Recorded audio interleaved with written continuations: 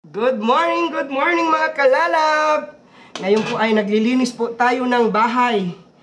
Pati po itong ilalim ng lamisa, kailangan pong linisin natin. May tubig na rin po tayo dito. Ayan, tubig. Ganyan.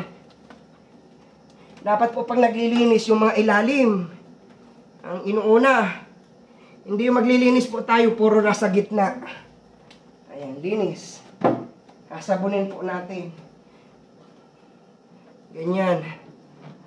Hirap talaga maglinis ng bahay. Kuskus. Tulo ang pawis mo. Tapos may walis tambo na rin po kayo. Oh. Isasabay mo na. Yung mga ito, yung paanan, yung paa ng lamisa. Ayan, ganyan. Tapos yung mga ilalim, ganyan, linis. Oo. Ayan. Huwag nyo naman pong kalimutan, pa-subscribe po ng aking YouTube channel. Andy Cadiz po. Wala po tayong walang tagalinis po. Wala po tayong kasambahay, kaya ako naglilinis. Pawis na tayo. Ayan. Wala naman pasok eh. Araw ng butuhan po ngayon. Ayan. Tuloy-tuloy lang po.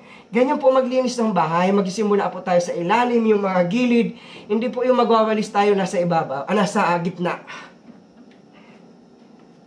Thank you. Ayan. Agad tayo. Marami pa. Ayan po, yung mga gilid-gilid. Ayan, thank you. Pa-subscribe naman po sa aking YouTube channel. Maraming salamat. God bless po. Pa-share po, pa-share. Ayan, ang linis na, oh. Ito, okay na yata to. Ayan, ganyan po maglinis ng bahay. Yung ibabaw po na na yan, napunasan ko na po. Tapos, dapat may tubig na rin po tayo. Ganyan. Para hindi na tayo pabangon-bangon.